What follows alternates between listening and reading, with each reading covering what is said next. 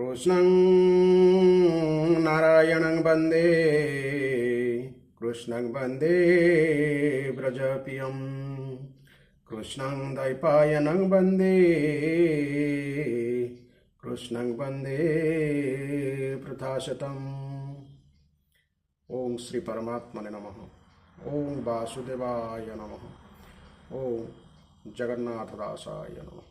हे माँ सरस्वती तमें कंठरे बस, माँ कंठरे बस। अतिबड़ी जगन्नाथ दास रचित श्रीमद् भागवत महापुराणर द्वितीय स्कंधर आज आम द्वितीय अध्याय श्रवण करिबा। ଏହି ଅଧ୍ୟାୟରେ ଭଗବାନଙ୍କର ସ୍ଥୂଳ ଓ ସୂକ୍ଷ୍ମ ରୂପର ଧାରଣା ତଥା କ୍ରମମୁକ୍ତି ଓ ସଦ୍ୟମୁକ୍ତି କଥା ବର୍ଣ୍ଣନା କରାଯାଇଛି। ଏହାର ପ୍ରଥମ ଭାଗରେ ପଦ୍ୟାନ୍ତରୀ ଏବଂ ଦ୍ୱିତୀୟ ଭାଗରେ ଏହାର ବ୍ୟାଖ୍ୟା ଶ୍ରବଣ କରିବା। ତେବେ ଆସନ୍ତୁ ବର୍ତ୍ତମାନ ଦ୍ୱିତୀୟ ସ୍କନ୍ଧର ଦ୍ୱିତୀୟ ଅଧ୍ୟାୟ ଆରମ୍ଭ କରିବା।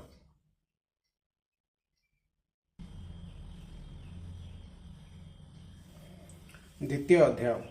ସ୍ଥୂଳଧାରଣେ ମନଜିଣୀ ବିଷ୍ଣୁର ସୂକ୍ଷ୍ମ ରୂପେ ପୁଣି କେମନ୍ତ ଧାରଣା କରିବ।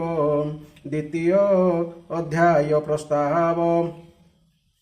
ଶ୍ରୀ ଶୁକ ଉବାଚ କହନ୍ତି ଶୁକ ମହାମୁନି ଶୁଣ ପରୀକ୍ଷ ନୃପମଣି ଏ ଯେତେ କହିଲି ମୁଁ ତୋତେ ଈଶ୍ୱର ଶରୀର ସಮೇତେ ଏ ସ୍ଥୂଳ ଦେହେ ମନ ଧରି ସୁବୁଦ୍ଧି ବଳେ ଯତ୍ନ କରି ସେ ହରି ଅନ୍ତର ବାହାରେ ଆନକେ ଅଛି ଏ ସଂସାରେ ସେ ସର୍ବ ବୁଦ୍ଧି ଅନୁଭୂତି ସ୍ୱପ୍ନ ଜାଗ୍ରତ ମଧ୍ୟ ସ୍ଥିତି ସତ୍ୟ ଆନନ୍ଦ ଜଳନିଧି ଭକ୍ତଜନଙ୍କ ସର୍ବସିଦ୍ଧି ଯାହାର ତହୁଁ ଏ ଜଗତ ଆତ୍ମାର ସଙ୍ଗେ ଉଦୟସ୍ତ ଏହି ପ୍ରକାରେ ପୂର୍ବ କାଳେ ସେ ଆତ୍ମଜନି ଶୟଳେ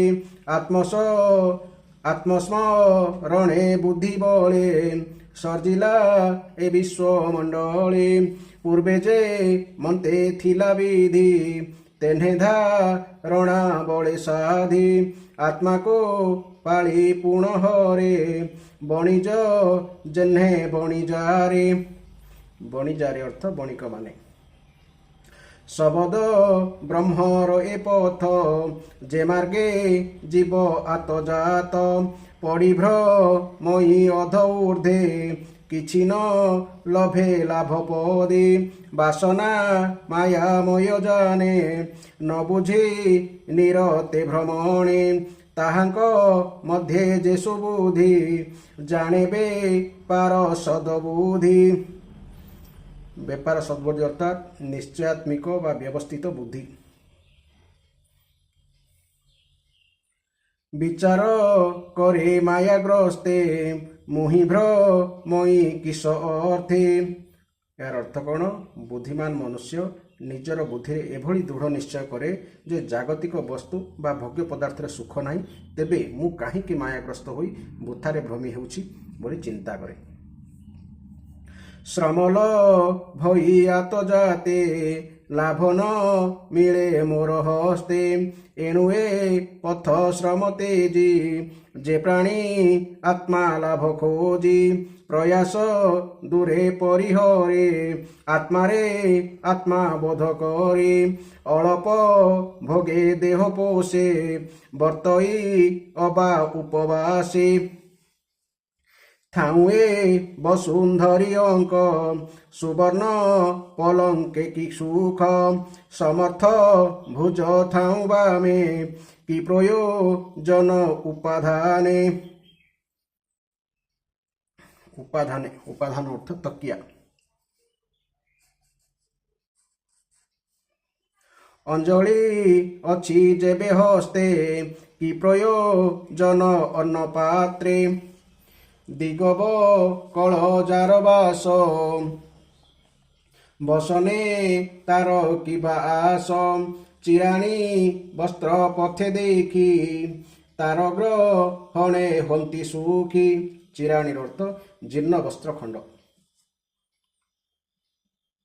ଫଳପୁ ରିଛି ବୃକ୍ଷ ବନେ, ଫଳପୁ ରିଛି ବୃକ୍ଷେ ବନେ, କି ପ୍ରୟୋଜନ ଭିକ୍ଷା ଅନେ। ଥାଉନି ଝର ନଦୀ ଜଳେ, କି ପ୍ରୟୋଜନ କମଣ୍ଡଳେ। ପର୍ବତ ଗୁହା ତୃଣେ ବେଢ଼ି, ସେଥାଉଁ ଗୃହ କିମ୍ପା ଲୋଡ଼ି। ଏମନ୍ତ ଭାବେ କୃଷ୍ଣ ପାଦେ, ଯେ ପ୍ରାଣୀ ଭଜନ୍ତି ଆନନ୍ଦେ। ତାହାଙ୍କ ରକ୍ଷଣ ଉପାୟ, କରନ୍ତି ପ୍ରଭୁ ଦେବରାୟ। ସେ କିମ୍ପା ଧନ ଗର୍ବୀ ଲୋକେ, କ୍ଷଣେ ଯିବେ ଆତ୍ମସୁଖେ। ଏହି ପ୍ରକାରେ ଆତ୍ମଚିତେ, ସିଧିଲ ଭନ୍ତି ଅନୁଭୂତି। ସେ ପ୍ରାଣୀ ହୋଇ କୃତକୃତ୍ୟ, ତାହାକୁ ପ୍ରସନ୍ନ ଅନନ୍ତ। ଏଣୁନି ଅତ ଆତ୍ମା ଯୋଗେ, ଭଜିବ କୃଷ୍ଣ ପାଦ ଯୋଗେ। ମୁଁ ତତେ କହିଲି ବିଶ୍ୱାସେ, ଏଣେ ସଂସାର ହେତୁ ନାଶେ। ଏଭାବ ଅନାଦର କରି, ସଂସାର ଚିନ୍ତା ଚିତ୍ତେ ଧରି। ପଶୁଙ୍କ ପ୍ରାୟ ତାଙ୍କ ଗତି, ଏ ମାୟା ସଂସାରେ ଭ୍ରମନ୍ତି।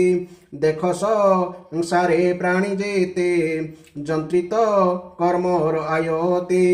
ବଇତ ରଣୀ ନାମେ ନଦୀ, ଯାତନା ମଧ୍ୟେ ସେ ପ୍ରସିଦ୍ଧି। ତହିଁ ପଡ଼ନ୍ତି ଦେଖୁ ଦେଖୁ, ତାଙ୍କ ଜୀବନ କେବା ରଖୁ। ସଂସାର ଚିନ୍ତା ଚିତ୍ତେ ଭରି, ତହୁଁ ତରିବେ ଭବବାରି। ଅର୍ଜିଲା କର୍ମ ଫଳ ଲୋଭୀ, ଅଶେଷ ଦେହେ ତାହା ସେବି। ଏବେ ହୋ ଶୁଣ ନୃପମଣି, ଯେଣେ ସଂସାରୁ ତରେ ପ୍ରାଣୀ। କେ ଅବା ଏ ନର ଶରୀରେ, ଧାରଣା ଯୋଗେ ନିର୍ବିକାରେ। ସ୍ୱଦେହ ହୃଦୟ ପ୍ରକାଶେ, ସେ ହରି ଘୋର ତମନାଶେ। ପ୍ରାଦେଶ ମାତ୍ର ଦେହ ଧରି, ବିଜୟୀ ପ୍ରଭୁ ନରହରି। ପ୍ରାଦେଶ ମାତ୍ର ଅର୍ଥାତ୍ ତର୍ଜନୀ ଓ ଅଙ୍ଗୁଷ୍ଠ ବିସ୍ତାରର ପରିଣାମ, ଅର୍ଥାତ୍ 10 ଅଙ୍ଗୁଳି ପରିମିତ। ସୂକ୍ଷ୍ମସୋ ରୂପ ରୂପ ତାର, ଶୁଣସୁ ମନେ କୁରୁବୀର। ଶ୍ୟାମ ସୁନ୍ଦର ଭୁଜେ ଚାରି, ଶଙ୍ଖ କମଳ ଗଦା ଅରି। ଅରି ହେଲା ଚକ୍ର। ଧାରଣା ଯୋଗେ ଏହା ଚିନ୍ତି, ନିଶ୍ଚଳେ ନିଶ୍ଚଳ ନୟନେ ଦେଖନ୍ତି।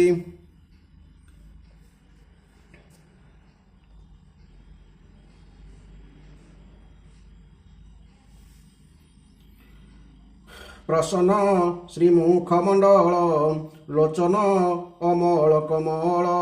କଦମ କିଞ୍ଜଳ ସୁରଙ୍ଗେ, ପିତବ ସନ ଶୋହେ ଅଙ୍ଗେ। କିଞ୍ଜମଳ ଅର୍ଥାତ୍ କେଶର।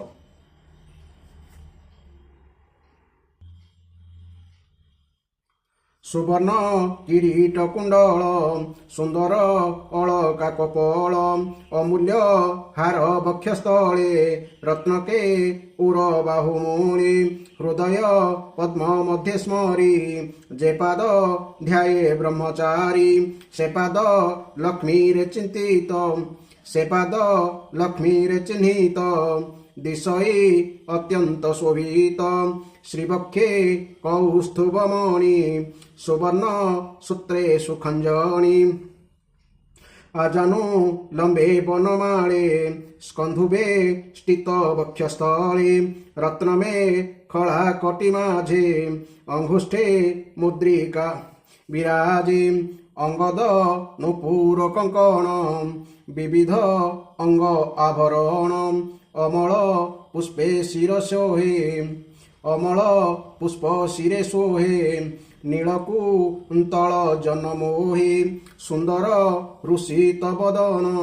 ଅଞ୍ଜନ ବିରାଜେ ନୟନ, ଭ୍ରୁଭଙ୍ଗ ଅନୁଗ୍ରହ ମୁଖ। ଭ୍ରୁକୁଟି କୁଟିଳ ସୁରେଖ, ଅନେକ ଅନୁଗ୍ରହ ଯହିଁ। ସଞ୍ଚିତ ହୋଇଅଛି ରହି, ଏମନ୍ତ ଈଶ୍ୱରର ଦେହ ଚିତ୍ତେ ଚିନ୍ତିବ ଚିନ୍ତାମୟ ଯାବତ ଧାରଣାର ବଳେ ମନ ନ ରହେ ସୁନିଶ୍ଚଳେ ତାବତ ଏକ ଏକ ଅଙ୍ଗେ ନିତ୍ୟ ଭାବିବ ବୁଦ୍ଧି ଯୋଗେ ହାସବ ଦନୁପାଦ ଯାଏ ଭାବିବ ବିଷ୍ଣୁ ସ୍ଥୂଳ ଦେହେ ସ୍ଥାନକୁ ସ୍ଥାନ ଧ୍ୟାନ କରି ଛାଡ଼ିବ ଅପର ଆବୋରି ଯାବତ ବୁଦ୍ଧି ଏ ଶରୀରେ ପରମେ ଭକ୍ତି ନ ବିଚାରେ ଯାବତ ଆପଣା ହୃଦୟେ ନ ଦେଖି ଭକ୍ତିର ଉଦୟୀ ତାବତ ସ୍ଥୂଳ ରୂପ ଚିନ୍ତି ଚିତ୍ତେ ସ୍ମରିବ ନୀତି ନୀତି ବସିବ କର୍ମ ଅବସାନେ ସ୍ଥୂଳ ଶରୀର ଯୋଗ ଧ୍ୟାନେ ଏମନ୍ତ କରିବ ଧାରଣ ଯାବତ ନ ଲଭେ ମରଣ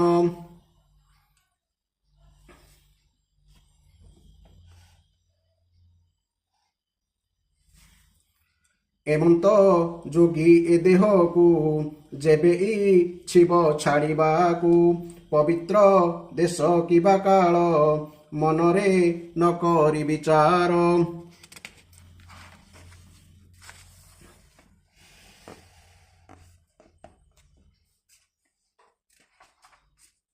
ଯୋଗ ସାଧନେ ପଞ୍ଚପ୍ରାଣ ସାଧିବ ସମାଧି ଧାରଣ ଆସନ ପ୍ରତ୍ୟାହାର ବଳେ ମନକୁ ସ୍ଥାପିବ ନିଶ୍ଚଳେ ମନସ ମେତେ ଇନ୍ଦ୍ରିଗଣ ନିର୍ମଳ ବୁଦ୍ଧିରେ ସଂଯମ ସେ ବୁଦ୍ଧି କ୍ଷେତ୍ରଜ୍ଞ ପ୍ରମାଣୀ ଆତ୍ମାରେ କ୍ଷେତ୍ରଜ୍ଞକୁ ଜାଣି ଆତ୍ମାରେ ଆତ୍ମାକୁ ନିରୋଧୀ ଏମନ୍ତେ ଯେ ଜନ ସୁବୁଧି ଆତ୍ମାର ଲାଭ ଲଭେ ହେଳେ କର୍ମ ଛାଡ଼ିବ ତେତେବେଳେ ଏଭାବେ ଜୀବର ନିସ୍ତାର କାଳର ନାହିଁ ଅଧିକାର ଦେବେ ନ ପାରେ ତାର ହିଂସି ଦେବେ ନ ପାରେ ତାରେ ହିଂସି ତ୍ରିଗୁଣେ ନ ପାରନ୍ତି ପଶି ଇନ୍ଦ୍ରିୟ ଗଣେ ଅଗୋଚର ଜହିମ ତତ୍ଵ ଦୂର ଦେବେ ନ ପାନ୍ତି ଯାହା ଚିନ୍ତି ନ ଜାଣୁ ବୋଲନ୍ତି ଦୁରାତ୍ମା ଭାବ ପରିହରି ସୁହୃଦ ଭାବ ଚିତ୍ତେ ଧରି ଯେ ଅଟେ ବୈଷ୍ଣବର ଧାମ ପରମ ପଦ ଯାର ନାମ ସେ ପଦ ହୃଦୟରେ ଧରନ୍ତି ସର୍ବତ୍ର ଶ୍ରେଷ୍ଠ ମନେ ଚିନ୍ତି ଏ ରୂପେ ସାଧି ମୁନିଜନ ପରମ ପଦେ করে ସ୍ଥାନ ବିଷୟ ବାସନାକୁ ହେଳେ ବିନାଶୀ ଶାସ୍ତ୍ରର ବିଚାରେ ଯେବେ ତା ଦେହ ତ୍ୟାଗେ ମନ ତେବେ ସାଧିବ ଦୃଢ଼ାସନ ବାମଚରଣ ପଛଭର ତେଣେ ନିରୋଧୀ ମୂଳାଧାର ମୂଳପ ବନ ঊর্ধ্বে ତୋଳି ନାଭିପ ବନ ସଙ୍ଗେ ମିଳି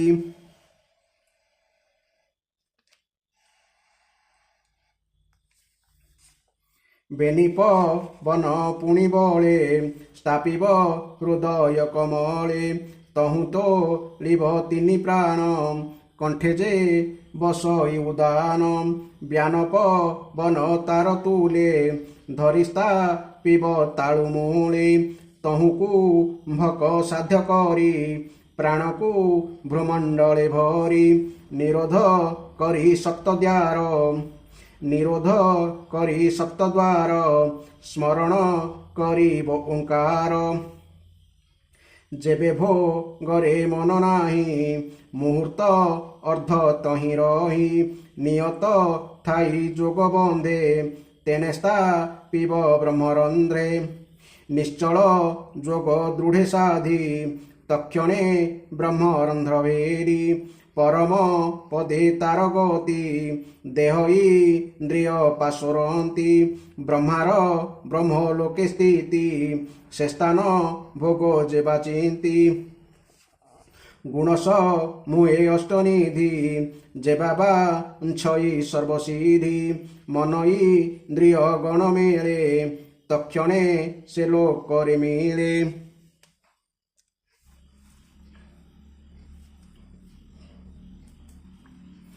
ଯୋଗେଶ୍ୱରଙ୍କ ଏହୁଗତି ପରମ ପୁରୁଷେ ବୋଲନ୍ତି। ଏମନ୍ତ ତିନି ଲୋକ ଜିଣି ଶୁଣକ ହିବା ପରିମାଣି। ଯେ କର୍ମ ସାଧେ କର୍ମକାଣ୍ଡେ ସେ କାହିଁ ଜୀବ ଊର୍ଦ୍ଧ୍ୱ ଦାଣ୍ଡେ।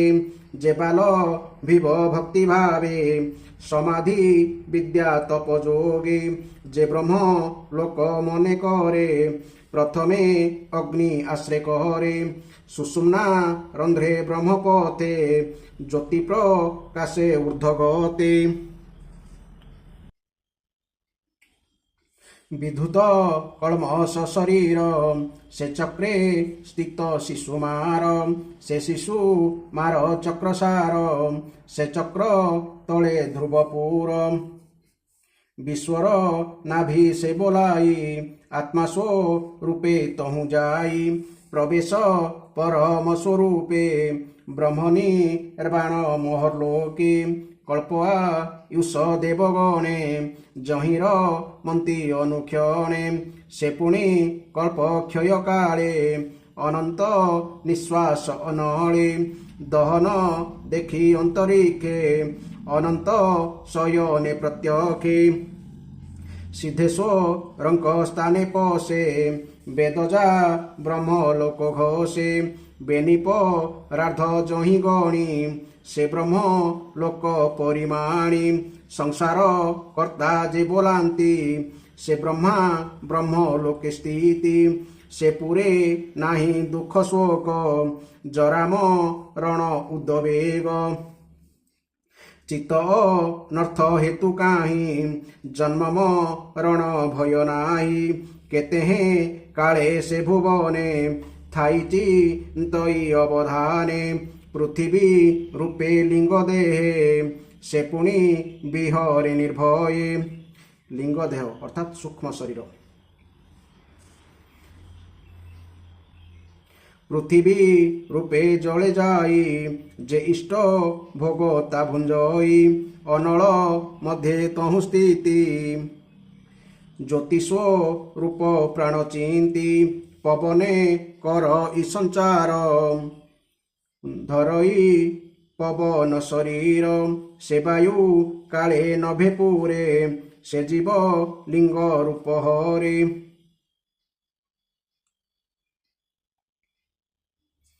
ଗନ୍ଧକ ଅଳ୍ପଇ ଘ୍ରାଣ ମାତ୍ରେ ଅନ୍ତେଲ ଗନ୍ଧକ ଅଳ୍ପଇ ଘ୍ରାଣ ମାତ୍ରେ ରସକୁ ରସ ନାଶ ମେତେ। ଦୃଷ୍ଟିରେ ରୂପକୁ ସଂହରେ ତୋକକୁ ସ୍ପର୍ଶରେ ସଂହରେ। ଆକାଶ ଗୁଣ କର୍ଣ୍ଣେ ଭରି ଏ ରୂପେ ପ୍ରାଣ ସୂକ୍ଷ୍ମେ ଧରି।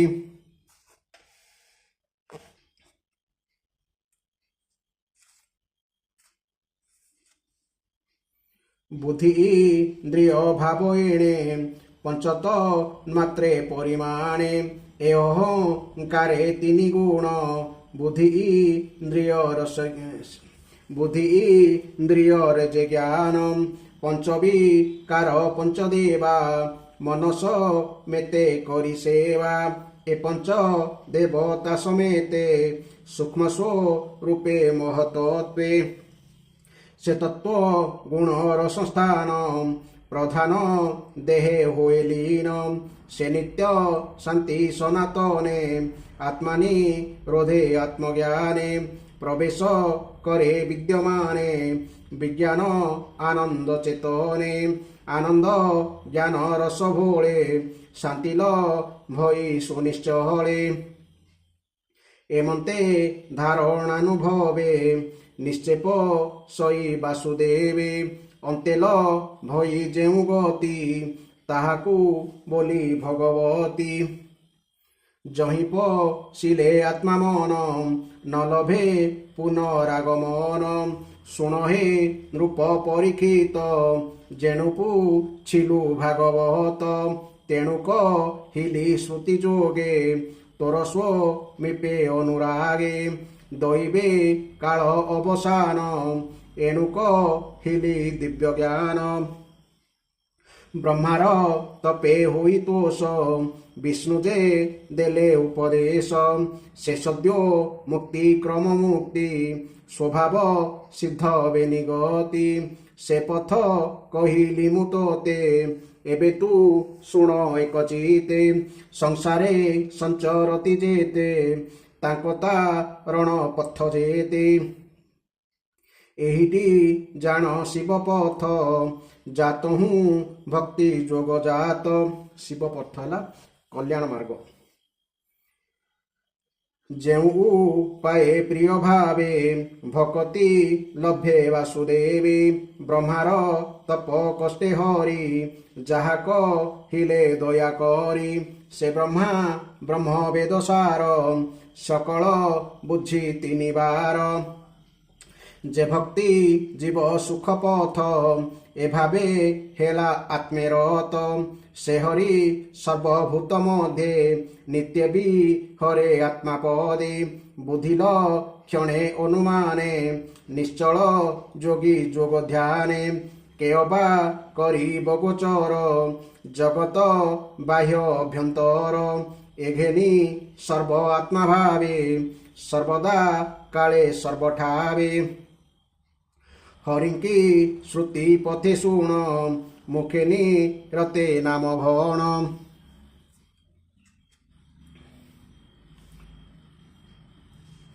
ସେ ହରି କଥା ମୃତ ରସ ଯେ କରେ ଶ୍ରୁତି ପଥେ ଗ୍ରାସ ବିଷୟ ବିଷ ନାଶି ଚିତ ପବିତ୍ର করে অন্তর্গত গোবিন্দ চরণ কমলে পশই ভক্তি যোগ বলে এ ভাগবত রস যেতে সুজনে শুণ শ্রুতি পথে বিষয়া রস যাও নাশ কহই জগন্নাথ দাস ইতি শ্রীমদ্ভাগবতে মহাপুরাণে পরমহংসা সহিতায়াং দ্বিতীয় স্কন্ধে महापुरुष संस्थानुवर्णन नाम द्वितीयोध्याय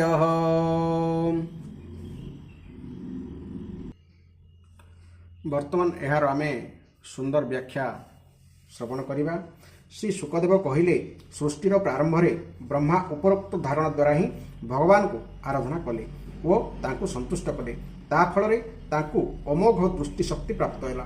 तांकर पूर्वकल्पर जो स्मृति नष्ट हो जाइतला से ताहा पुनर्बार पाइगले। तांको बुद्धि राज्य रे परमात्म तत्वर ज्ञान उदय होगला एवं से प्रलय पूर्वर जेपरी विश्व निर्माण करथिले सेहीपरि पुनः जगत सर्जना कले। शब्द वर्णना द्वारा ही वस्तु विषय ज्ञान हुए। शब्द बा वर्णना शुणी आमे वस्तु को ध्यान करिपारू।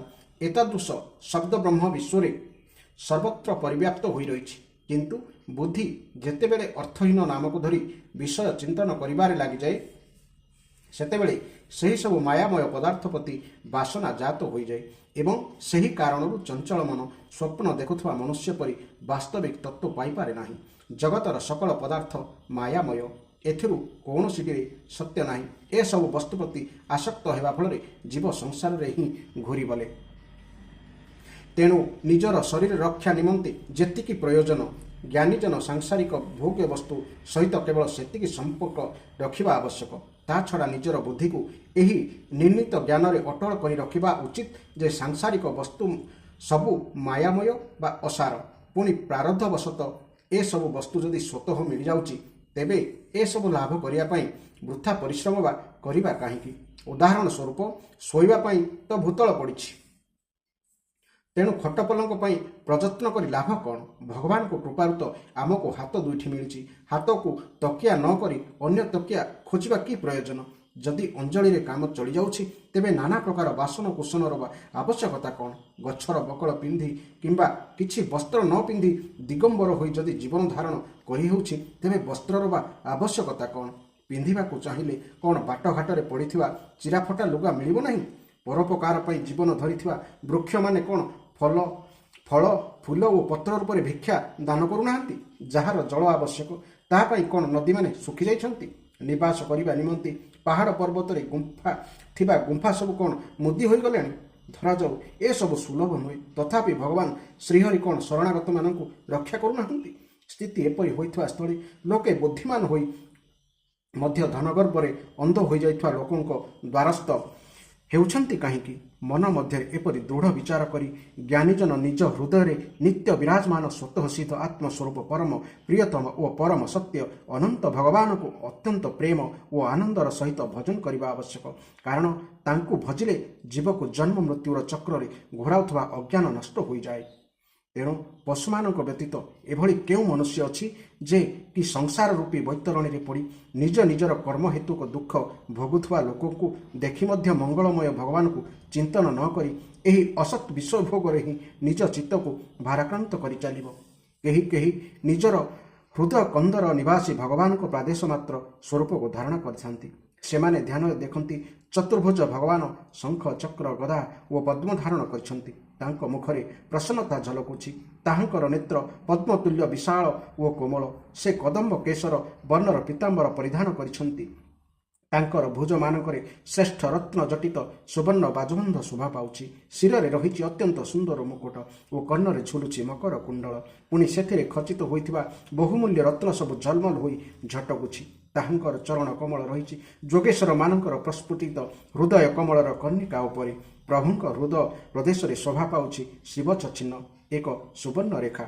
ଗଳାରେ ଝୁଲୁଛି କୌସ୍ତୁଭ ମଣି ଏବଂ ବକ୍ଷସ୍ଥଳକୁ ଘେରି ରହିଛି ଅମ୍ଳାନ ବନମାଳା। ସେ କଟିରେ ସୁବର୍ଣ୍ଣ ମେଖଳା, ଅଙ୍ଗୁଳିମାନଙ୍କରେ ବହୁମୂଲ୍ୟ ମୁଦ୍ରିକା, ଚରଣରେ ନୂପୁର ଏବଂ କରରେ କଙ୍କଣ ଆଦି ଆଭୂଷଣ ଧାରଣା କରିଛନ୍ତି। ତାଙ୍କର କୁନ୍ତଳ ଅତ୍ୟନ୍ତ ଚିକ୍କଣ, ନିର୍ମଳ, କୁଞ୍ଚିତ ଓ ନୀଳ। ମୁଖ କମଳ ମନ୍ଦ ମନ୍ଦ ମୃଦୁହାସରେ ଉତ୍ଫୁଲ୍ଲିତ ଲୀଳାପୂର୍ଣ୍ଣ ଉନ୍ମତ୍ତ ହାସ୍ୟ ଓ ସୁନ୍ଦର ଚାହାଣୀରେ ଶୋଭାୟମାନ ଭୃଙ୍ଗୀ ଦ୍ୱାରା ସେ ଭକ୍ତମାନଙ୍କ ଉପରେ ବୃଷ୍ଟି କରି ଚାଲିଛନ୍ତି ଅପାର ଅନୁଗ୍ରହ। ଯେ ପର୍ଯ୍ୟନ୍ତ ମନ ଏହିପରି ଧାରଣା ଦ୍ୱାରା ସ୍ଥିର ହୋଇ ନ ଯାଇଛି ସେ ପର୍ଯ୍ୟନ୍ତ ଏହି ଚିନ୍ତନ ସ୍ୱରୂପରେ ଭଗବାନଙ୍କୁ ଦେଖିବାକୁ ବାରମ୍ବାର ଚେଷ୍ଟା କରିବା ଆବଶ୍ୟକ। ଭଗବାନଙ୍କର ପଦାର ବିନ୍ଦୁଠାରୁ ଆରମ୍ଭ କରି ମୃଦୁହାସଯୁକ୍ତ ମୁଖ କମଳ ପର୍ଯ୍ୟନ୍ତ ଗୋଟି ଗୋଟି କରି ପ୍ରତ୍ୟେକ ଅଙ୍ଗରେ ବୁଦ୍ଧି ଦ୍ୱାରା ଚିତ୍ତ ନିବଦ୍ଧ କରିବା ଆବଶ୍ୟକ। ବୁଦ୍ଧି ଯେତେ ଅଧିକ ଶୁଦ୍ଧ ହେବ ଚିତ୍ତ ସେତିକି ସ୍ଥିର ହେବ। ଗୋଟିଏ ଅଙ୍ଗର ଧ୍ୟାନ ସଠିକ ରୂପେ ହେବାକୁ ଲାଗିଲେ ସେହି ଅଙ୍ଗଟିକୁ ଛାଡ଼ିଦେଇ ଅନ୍ୟ ଗୋଟିଏ ଅଙ୍ଗକୁ ଧ୍ୟାନ କରିବାକୁ ପଡ଼ିବ। ପରମାତ୍ମା ହେଉଛନ୍ତି ନିର୍ଗୁଣ ବ୍ରହ୍ମ। ସେ ଲୀଳାଛଳରେ ସଗୁଣ ରୂପେ ଧାରଣ କରନ୍ତି। ସେ ହେଉଛନ୍ତି ସମଗ୍ର ବିଶ୍ୱର ଈଶ୍ୱର। ସେ ନିରପେକ୍ଷ ଦ୍ରଷ୍ଟା। ସେ ସଗୁଣ ଓ ନିର୍ଗୁଣ ସବୁ କିଛି। ସାଧକଙ୍କର ଚିତ୍ତ ଯେ ପର୍ଯ୍ୟନ୍ତ ସେହି ଭଗବାନଙ୍କଠାରେ ଭକ୍ତି ଯୋଗର ସହିତ ପୂର୍ଣ୍ଣ ନିବଦ୍ଧ ହୋଇ ନ ଯାଇଛି ସେ ପର୍ଯ୍ୟନ୍ତ ନିଜର ନିତ୍ୟ ନୈମିତ୍ତିକ କର୍ମ କରିସାରି ସେହି ସ୍ଥୂଳ ରୂପର ପ୍ରତ୍ୟେକ ଅଙ୍ଗରେ ଚିତ୍ତ ନିବେଶ କରିବା ପୂର୍ବକ ତାହାକୁ ଧ୍ୟାନ କରିବା ଆବଶ୍ୟକ। ହେ ପରୀକ୍ଷିତ, ଯୋଗୀ ଯେତେବେଳେ ଇହ ଶରୀର ଛାଡ଼ି ଚାଲିବାକୁ ଇଚ୍ଛା କରିବ ସେତେବେଳେ ସେ ମନକୁ ଅନ୍ୟ କୌଣସି ଦେଶ କାଳରେ ଲଗାଇବା ଉଚିତ ନୁହେଁ। ସେତେବେଳେ ସୁଖପୂର୍ବକ ସ୍ଥିର ଆସନରେ ବସି ପ୍ରାଣମାନଙ୍କୁ ଆୟତ୍ତ କରି ଇନ୍ଦ୍ରିୟମାନଙ୍କୁ ମନ ଦ୍ୱାରା ସଂଯତ କରି ରଖିବାକୁ ପଡ଼ିବ। ତାପରେ ନିଜର ନିର୍ମଳ ବୁଦ୍ଧି ଦ୍ୱାରା ମନକୁ ସଂଯତ କରି ମନ ସହିତ ବୁଦ୍ଧିକୁ କ୍ଷେତ୍ରଜ୍ଞରେ ଏବଂ କ୍ଷେତ୍ରଜ୍ଞକୁ ଅନ୍ତରାତ୍ମାରେ ଲୀନ କରିଦେବାକୁ ପଡ଼ିବ। ତାପରେ ଅନ୍ତରାତ୍ମାକୁ ପରମାତ୍ମାଙ୍କଠାରେ ଲୀନ କରିଦେଇ ସେହି ଧୀର ପୁରୁଷ ପରମ ଶାନ୍ତିମୟ ଅବସ୍ଥାରେ ଚିତ୍ତ ହୋଇଯିବା ଉଚିତ। ତାପରେ ଅନ୍ତରାତ୍ମାକୁ ପରମାତ୍ମାଙ୍କଠାରେ ଲୀନ କରିଦେଇ ସେହି ଧୀର ପୁରୁଷ ପରମ ଶାନ୍ତିମୟ ଅବସ୍ଥାରେ ସ୍ଥିର ହୋଇଯିବା ଉଚିତ। ଏପରି ସ୍ଥିତିରେ ତାଙ୍କ ପାଇଁ ଆଉ କୌଣସି କର୍ତ୍ତବ୍ୟ ବାକି ରହିଯାଏ ନାହିଁ। ସେହି ଯୋଗୀଙ୍କୁ ପରମପଦ ପ୍ରାପ୍ତି ହୋଇଯାଏ। ଏପରି ସ୍ଥିତିରେ ପରମାତ୍ମାଙ୍କଠାରେ ଲୀନ ହେବାର ସ୍ଥିତିରେ ଦେବତାମାନଙ୍କ ନିୟାମକ କାଳର ମଧ୍ୟ ତାଙ୍କ ଉପରେ କୌଣସି ପ୍ରଭାବ ରହେ ନାହିଁ। ତେଣୁ ଦେବତାମାନଙ୍କର ପ୍ରଭାବ ବା ରହିବ କିପରି? ସେହି ପରମ ପଦରେ ସତ୍ତ୍ୱ, ରଜ ଓ ତମ ଗୁଣର ସତ୍ତା ବି ରହେ ନାହିଁ। ଅହଙ୍କାର, ମହତତ୍ଵ ଓ ମୂଳ ପ୍ରକୃତିର ମଧ୍ୟ ସତ୍ତା ରହେ ନାହିଁ। ଯୋଗୀଜନମାନେ ଭଗବାନଙ୍କର ବ୍ୟତୀତ ଅନ୍ୟ ବସ୍ତୁକୁ ସତ୍ତା ସ୍ୱୀକାର ନ କରି ସେସବୁକୁ ନେତି ଏହା ନୁହେଁ କହି ପରିହାର କରିଦିଅନ୍ତି। ସେମାନେ ଶରୀର ତଥା ଶରୀର ସମ୍ବନ୍ଧୀୟ ବସ୍ତୁମାନଙ୍କ ପ୍ରତି ଅହଂତ୍ଵ ମମତ୍ଵ ସମ୍ପୂର୍ଣ୍ଣ ତ୍ୟାଗ କରିଦିଅନ୍ତି ଏବଂ ଅନନ୍ୟ ସୌହାର୍ଦ୍ଦ୍ୟପୂର୍ଣ୍ଣ ହୃଦୟରେ ନିରନ୍ତର କେବଳ ଭଗବାନଙ୍କୁ ହିଁ ଧାରଣ କରନ୍ତି। ଏହି ଯେଉଁ ସ୍ୱରୂପକୁ ଯୋଗୀମାନେ ଧାରଣ କରନ୍ତି ଏହାକୁ ଶାସ୍ତ୍ର ପରମବ୍ରହ୍ମ ପରମାତ୍ମାଙ୍କର ସ୍ୱରୂପ ବୋଲି କହନ୍ତି। ଏହା ହେଲା ସଦ୍ୟ ମୁକ୍ତି ପ୍ରକ୍ରିୟା। ଜ୍ଞାନ ଦୃଷ୍ଟି ବଳରେ ଯାହାଙ୍କର ଚିତ୍ତର ବାସନା ନଷ୍ଟ ହୋଇଯାଇଛି ସେହି ବ୍ରହ୍ମନିଷ୍ଠ ଯୋଗୀ ଯେଉଁ ପ୍ରଣାଳୀରେ ନିଜର ଦେହତ୍ୟାଗ କରିବେ ତାହା ଶୁଣ। ସେ ପ୍ରଥମେ ଗୋଇଠି ଦ୍ୱାରା ମଳଦ୍ୱାରକୁ ଚାପି ରଖି ସ୍ଥିର ହୋଇ ବସିବେ। ତାହାପରେ ବ୍ୟସ୍ତ ନ ହୋଇ ତରବର ନ ହୋଇ ଷଟ୍ ଚକ୍ରଭେଦନ ରୀତିରେ ପ୍ରାଣବାୟୁକୁ ଉପରକୁ ବା ମଣିପୂରକ ଚକ୍ରକୁ ଉଠାଇବେ। ତାପରେ ସେହି ମନସ୍ୱୀ ଯୋଗୀ ନାଭିସ୍ଥଳରେ ଥିବା ମଣିପୂରକ ଚକ୍ରରୁ ପ୍ରାଣବାୟୁକୁ ହୃଦୟସ୍ଥିତ ଅନାହତ ଚକ୍ରକୁ ଉଠାଇ ଆଣିବେ। ସେଠାରୁ ଉଦାନ ବାୟୁର ମାର୍ଗରେ ପ୍ରାଣବାୟୁକୁ ହୃଦୟର ଉପରେ ଥିବା ବିଶୁଦ୍ଧ ଚକ୍ରକୁ ନେଇ ଆସିବାକୁ ପଡ଼ିବ। ତାପରେ ପ୍ରାଣବାୟୁକୁ ଧୀରେ ଧୀରେ ଉଠାଇ ଆଣି ତାଳୁମୂଳରେ ଅର୍ଥାତ୍ ବିଶୁଦ୍ଧ ଚକ୍ର ଅଗ୍ରଭାଗରେ ରଖିବାକୁ ପଡ଼ିବ। ତାପରେ ଦୁଇ ଚକ୍ଷୁ, ଦୁଇ କର୍ଣ୍ଣ, ଦୁଇ ନାସାରନ୍ଧ୍ର ଏବଂ ମୁଖ ଏହି ସପ୍ତରନ୍ଧ୍ରକୁ ରୁଦ୍ଧ କରି ତାଳୁମୂଳରେ ରହିଥିବା ପ୍ରାଣବାୟୁକୁ ଦୁଇ ଭ୍ରୁଲତାର ମଧ୍ୟରେ ଥିବା ଆଜ୍ଞା ଚକ୍ରକୁ ନେଇ ଆସିବାକୁ ପଡ଼ିବ। ଯୋଗୀଙ୍କର ଯଦି କୌଣସି ଉଚ୍ଚତର ଲୋକକୁ ଯିବାର ଆକାଂକ୍ଷା ନଥାଏ, ତେବେ ସେ ସେହି ବାୟୁକୁ ଅଧ ଘଡ଼ିଏ ପର୍ଯ୍ୟନ୍ତ ରୋଧି ରଖି ସ୍ଥିର ଲକ୍ଷ୍ୟର ସହିତ ତାହାକୁ ସହସ୍ରାର ଚକ୍ରକୁ ନେଇ ଆସିବାକୁ ପଡ଼ିବ ଓ ପରମାତ୍ମାଙ୍କ ଠାରେ ସ୍ଥିତ ହୋଇଯିବାକୁ ପଡ଼ିବ। ଏହାପରେ ସହସ୍ରାର ସ୍ଥିତ ସେହି ପ୍ରାଣବାୟୁ ମୂର୍ଦ୍ଧାକୁ ଫଟାଇ ବାହାରିଯିବ ଏବଂ ଯୋଗୀ ଏହିପରି ଦେହତ୍ୟାଗ କରି ବ୍ରହ୍ମରେ ଲୀନ ହୋଇଯିବେ। ହେ ପରୀକ୍ଷିତ, ଯଦି ଯୋଗୀ ବ୍ରହ୍ମଲୋକକୁ ଯିବାକୁ କିମ୍ବା ଅଷ୍ଟସିଦ୍ଧି ଲାଭ କରି ଆକାଶଚାରୀ ସିଦ୍ଧମାନଙ୍କ ସହିତ ବିହାର କରିବାକୁ କିମ୍ବା ତ୍ରିଗୁଣମୟ ବ୍ରହ୍ମାଣ୍ଡର କୌଣସି ଏକ ପ୍ରଦେଶରେ ବିଚରଣ କରିବାକୁ ଚାହୁଁଥାନ୍ତି, ତେବେ ମନ ଓ ଇନ୍ଦ୍ରିୟମାନଙ୍କୁ ସଙ୍ଗରେ ଧରି ଶରୀର ତ୍ୟାଗ କରିବାକୁ ପଡ଼ିବ। ଯେଉଁ ଯୋଗେଶ୍ୱରମାନେ ଭଗବତ ଉପାସନା, କଠିନ ତପସ୍ୟା, ଯୋଗ ତଥା ଜ୍ଞାନ ସେବନ ବା ଅଭ୍ୟାସ କରିଥାନ୍ତି, ସେମାନଙ୍କର ଶରୀର ବାୟୁ ପରି ସୂକ୍ଷ୍ମ ହୋଇଯାଏ। କେତେକ ବର୍ଣ୍ଣାଶ୍ରମ ଧର୍ମ ପାଳନ କରୁଥିବା ଯୋଗୀମାନଙ୍କୁ ଏହିପରି ଶରୀର ମିଳେ ନାହିଁ। ହେ ରାଜନ୍, ଯେଉଁ ଯୋଗୀ ଜ୍ୟୋତିର୍ମୟ ମାର୍ଗ ସୁଷୁମ୍ନା ଦେଇ ବ୍ରହ୍ମଲୋକ ପଥରେ ପ୍ରସ୍ଥାନ କରନ୍ତି, ସେମାନେ ପ୍ରଥମେ ଆକାଶ ମାର୍ଗରେ ଯାଇ ଅଗ୍ନିଲୋକରେ ପହଞ୍ଚନ୍ତି। ତାଙ୍କଠାରେ ଯାହା କିଛି ମଳ ଅବଶିଷ୍ଟ ରହିଯାଇଥାଏ, ତାହା ସେଠାରେ ଜଳି ନଷ୍ଟ ହୋଇଯାଏ। ତାପରେ ସେ ସେଠାରୁ ଯାଇ ତା ଠାରୁ ଆହୁରି ଉର୍ଦ୍ଧ୍ୱରେ ଥିବା ଭଗବାନ ବିଷ୍ଣୁଙ୍କର ଶିଶୁମାର ନାମକ ଜ୍ୟୋତିର୍ମୟ ଚକ୍ରରେ ପଡ଼ନ୍ତି। ଭଗବାନଙ୍କର ସେହି ଚକ୍ରଟି ହେଉଛି ବିଶ୍ୱର ନାଭି, ଅର୍ଥାତ୍ ବିଶ୍ୱ ବ୍ରହ୍ମାଣ୍ଡ ଭ୍ରମଣର କେନ୍ଦ୍ର। ସେହି ଚକ୍ରକୁ ଅତିକ୍ରମ କରି ଯୋଗୀ ସୂକ୍ଷ୍ମ ଏବଂ ନିର୍ମଳ ଶରୀରରେ ଏକାକୀ ମୋହର୍ଲୋକକୁ ଯାଆନ୍ତି। ମୋହର୍ଲୋକ ହେଉଛି ବ୍ରହ୍ମବେତାମାନଙ୍କର ଆଦରଣୀୟ ଲୋକ। ସେଠାରୁ କଳ୍ପାୟୁଧାରୀ ଦେବତାମାନେ ବିହାର କରନ୍ତି। ତାପରେ ଯେତେବେଳେ ପ୍ରଳୟ କାଳ ଉପସ୍ଥିତ ହୁଏ, ସେତେବେଳେ ଶେଷଦେବଙ୍କ ମୁଖରୁ ନିର୍ଗତ ଅଗ୍ନିରେ ଅଧୋଲୋକ ସବୁ ଭସ୍ମ ହୋଇଯାଉଥିବା ଦେଖି ସେ ବ୍ରହ୍ମଲୋକକୁ ଚାଲିଯାଆନ୍ତି। ସେଠାରେ ବଡ଼ ବଡ଼ ସିଦ୍ଧେଶ୍ୱରମାନେ ବିମାନରେ ନିବାସ କରନ୍ତି। ବ୍ରହ୍ମଲୋକର ଆୟୁ ବ୍ରହ୍ମାଙ୍କ ଆୟୁ ସମାନ ଦୁଇ ପରାର୍ଦ୍ଧ। ସେଠାରେ ଶୋକ ନଥାଏ କି ଦୁଃଖ ନଥାଏ, ବାର୍ଦ୍ଧକ୍ୟ ନଥାଏ କି ମୃତ୍ୟୁ ନଥାଏ। ତେଣୁ ସେଠାରେ କୌଣସି ପ୍ରକାର ଉଦ୍ବେଗ ବା ଭୟ ରହିପାରିବ ବା କିପରି? ସେଠାରେ ଯଦି କେବେ ଦୁଃଖ ହୁଏ, ତେବେ ହୁଏ କେବଳ ଗୋଟିଏ ବିଷୟ ନେଇ ସେମାନଙ୍କ ପରି ପରମପଦ ପାଇପାରୁନଥିବା ଲୋକମାନଙ୍କର ଜନ୍ମ ମୃତ୍ୟୁମୟ ଅତ୍ୟନ୍ତ ଘୋର ସଙ୍କଟ ଦେଖି ସେଠାରେ ନିବାସ କରୁଥିବା ମହାଯୋଗୀ ଓ ସିଦ୍ଧେଶ୍ୱରମାନଙ୍କ ମନରେ ଦୟାବଶତଃ ବଡ଼ ଦୁଃଖ ହୁଏ। ତାପରେ ବ୍ରହ୍ମଲୋକ ବା ସତ୍ୟଲୋକରେ ପହଞ୍ଚିବା ପରେ ସେହି ଯୋଗୀ ନିର୍ଭୟ ହୋଇ ନିଜର ସୂକ୍ଷ୍ମ ଶରୀରକୁ ପୃଥିବୀରେ ମିଶାଇ ଦିଅନ୍ତି ଏବଂ ତାପରେ କୌଣସି ପ୍ରକାର ବ୍ୟସ୍ତ ନ ହୋଇ ଧୀରେ ଧୀରେ ସପ୍ତ ଆବରଣ ଭେଦ କରି ଚାଲିଯାଆନ୍ତି। ସେ ଯଥାକ୍ରମେ ପୃଥ୍ୱୀରୁ ଜଳ ରୂପରେ, ଜଳ ରୂପରୁ ଅଗ୍ନି ରୂପରେ ଲୀନ ହୋଇଯାଆନ୍ତି ଏବଂ ଜ୍ୟୋତି ରୂପ ହୋଇ ବାୟୁ ରୂପକୁ ଆସିଯାଆନ୍ତି ଏବଂ ସେହି ରୂପକୁ ବ୍ରହ୍ମଙ୍କ ବ୍ୟାପକତା ଓ ଅନନ୍ତତା ବୋଧ କରାଉଥିବା ଆକାଶ ରୂପ ହୋଇଯାଆନ୍ତି। ଏପରି ଭାବରେ ଗୋଟିଏ ପରେ ଗୋଟିଏ ସ୍ଥୂଳ ଆବରଣ ପାରି ହୋଇ ଚାଲିବା ବେଳେ ତାଙ୍କର ଇନ୍ଦ୍ରିୟମାନେ ମଧ୍ୟ ନିଜ ନିଜର ସୂକ୍ଷ୍ମ ଅଧିଷ୍ଠାନରେ ଲୀନ ହୋଇଯାଆନ୍ତି। ଘ୍ରାଣେନ୍ଦ୍ରିୟ ଗନ୍ଧ ତନ୍ମାତ୍ରରେ, ରସନେନ୍ଦ୍ରିୟ ରସ ତନ୍ମାତ୍ରରେ, ଦର୍ଶନେନ୍ଦ୍ରିୟ ରୂପନାତ୍ମରେ, ସ୍ପର୍ଶେନ୍ଦ୍ରିୟ ସ୍ପର୍ଶ ତନ୍ମାତ୍ରରେ, ଶବ୍ଦ ତନ୍ମାତ୍ରରେ ଏବଂ କର୍ମେନ୍ଦ୍ରିୟ ନିଜର କ୍ରିୟାଶକ୍ତିରେ ମିଶିଯାଇ ନିଜର ସୂକ୍ଷ୍ମ ସ୍ୱରୂପ ପ୍ରାପ୍ତ ହୋଇଯାଆନ୍ତି। ଏପରି ଭାବରେ ସେହି ଯୋଗୀଙ୍କର ସୂକ୍ଷ୍ମଭୂତ ଓ ସୂକ୍ଷ୍ମ ଇନ୍ଦ୍ରିୟ ତାମସ ବା ରାଜସ ଅହଙ୍କାରରେ ଲୀନ ହୋଇଯାଆନ୍ତି ତଥା ମନ ଓ ଇନ୍ଦ୍ରିୟମାନଙ୍କରେ ଅଧିଷ୍ଠାତୃ ଦେବତାମାନେ ସାତ୍ତ୍ୱିକ ଅହଙ୍କାର ମହତ୍ତତ୍ୱରେ ଏବଂ ମହତ୍ତତ୍ୱ ମୂଳ ପ୍ରକୃତିରେ ଲୀନ ହୋଇଯାଆନ୍ତି। ଏ ପରୀକ୍ଷିତ, ମହାପ୍ରଳୟ ସମୟରେ ପ୍ରକୃତି ରୂପକ ଆବରଣର ମଧ୍ୟ ବିଲୟ ଘଟେ ଏବଂ ସେତେବେଳେ ସେହି ଯୋଗୀ ସ୍ୱୟଂ ଆନନ୍ଦ ସ୍ୱରୂପ ହୋଇ ନିଜର ସେହି ନିରାବରଣ ରୂପରେ ଆନନ୍ଦ ସ୍ୱରୂପ ପରମାତ୍ମାଙ୍କୁ ପ୍ରାପ୍ତ ହୁଅନ୍ତି। ଯାହାଙ୍କୁ ଏହି ଭଗବାନମୟୀ ଗତି ମିଳିଯାଏ, ତାଙ୍କୁ ଆଉ ଏ ସଂସାରକୁ ଆସିବାକୁ ପଡ଼େ ନାହିଁ। ହେ ପରୀକ୍ଷିତ, ତୁମେ ମୋତେ ଯାହା ପଚାରିଲ, ତାହାର ଉତ୍ତରରେ ମୁଁ ତୁମକୁ ବେଦୋକ୍ତ ଦୁଇ ସନାତନ ମାର୍ଗର ଯଥା ସଦ୍ୟମୁକ୍ତି ଓ କ୍ରମମୁକ୍ତିର ପ୍ରଣାଳୀ ବର୍ଣ୍ଣନା କରି କହିଦେଲି। ବାସୁଦେବଙ୍କର ଆରାଧନା କରି ପ୍ରଥମେ ବ୍ରହ୍ମା ଯେତେବେଳେ ଏହି ବିଷୟରେ ପ୍ରଶ୍ନ କରିଥିଲେ, ସେତେବେଳେ ସ୍ୱୟଂ ଭଗବାନ ହିଁ ବ୍ରହ୍ମାଙ୍କୁ ଏହି ଦୁଇ ମାର୍ଗ କଥା କହିଲେ। ସଂସାର ଚକ୍ରରେ ପଡ଼ିଥିବା ମନୁଷ୍ୟ ଯେଉଁ ଉପାୟରେ ଭଗବାନଙ୍କର ପ୍ରେମମୟୀ ଭକ୍ତି ଲାଭ କରିପାରିବ ତାହା ପାଇଁ ତାହା ହିଁ କଲ୍ୟାଣକାରୀ ମାର୍ଗ। ଏହା ବ୍ୟତୀତ ଅନ୍ୟ କୌଣସି ଶ୍ରେଷ୍ଠକର ମାର୍ଗ ନାହିଁ। ସମଗ୍ର ବେଦକୁ ଏକାଗ୍ର ଚିତ୍ତରେ 3 ଥର ଅନୁଶୀଳନ କରିବା ପରେ ବ୍ରହ୍ମା ନିଜର ବୁଦ୍ଧି ପ୍ରୟୋଗ କରି ସ୍ଥିର କରିଥିଲେ ଯେ ଯାହାଦ୍ୱାରା ସର୍ବାତ୍ମା ଭଗବାନ ଶ୍ରୀକୃଷ୍ଣଙ୍କ ପ୍ରତି ଅନନ୍ୟ ପ୍ରେମ ହୋଇଯାଏ ତାହା ହିଁ ହେଉଛି ଶ୍ରେଷ୍ଠତମ ଧର୍ମ। ଚର ଅଚର ସବୁ ପ୍ରାଣୀମାନଙ୍କର ଆତ୍ମା ରୂପରେ ଭଗବାନ ଶ୍ରୀହରି ହିଁ ଲକ୍ଷିତ ହୁଅନ୍ତି, କାରଣ ବୁଦ୍ଧି ସମେତ ସମସ୍ତ ଦୃଶ୍ୟ ପଦାର୍ଥ ତାହାଙ୍କୁ ଜାଣିବା ନିମନ୍ତେ ଉପଲକ୍ଷକର କାର୍ଯ୍ୟ କରନ୍ତି। ପରମାତ୍ମା ହେଉଛନ୍ତି ସେ ସମସ୍ତ ଦୃଶ୍ୟ ପଦାର୍ଥର ଦ୍ରଷ୍ଟା ବା ସାକ୍ଷୀ। ତେଣୁ ହେ ପରୀକ୍ଷିତ, ମନୁଷ୍ୟ ପକ୍ଷରେ ସବୁ ସମୟରେ ଓ ସବୁ ସ୍ଥିତିରେ ନିଜର ସମସ୍ତ ଶକ୍ତି ଲଗାଇ ଭଗବାନ ଶ୍ରୀହରିଙ୍କର ନାମ ଗୁଣ ଆଦି ଶ୍ରବଣ, କୀର୍ତ୍ତନ, ମନନ ଓ ଚିନ୍ତନ କରିବା ଆବଶ୍ୟକ। ହେ ରାଜନ, ସନ୍ଥ ପୁରୁଷମାନେ ସର୍ବଦା ଆତ୍ମସ୍ୱରୂପ ଭଗବାନଙ୍କର କଥାମୃତ ବିଚରଣ କରିଚାଲନ୍ତି। ଯେଉଁ ମନୁଷ୍ୟମାନେ ନିଜର 2 କର୍ଣ୍ଣ ପୂର୍ଣ୍ଣ କରି ସେହି କଥାମୃତ ପାନ କରନ୍ତି ସେମାନଙ୍କ ହୃଦୟରୁ ବିଷୟ ବାସନାରେ ବିଷାକ୍ତ ପ୍ରଭାବ ଦୂର ହୋଇଯାଏ, ସେମାନେ ପରିଶୁଦ୍ଧ ହୋଇଯାଆନ୍ତି।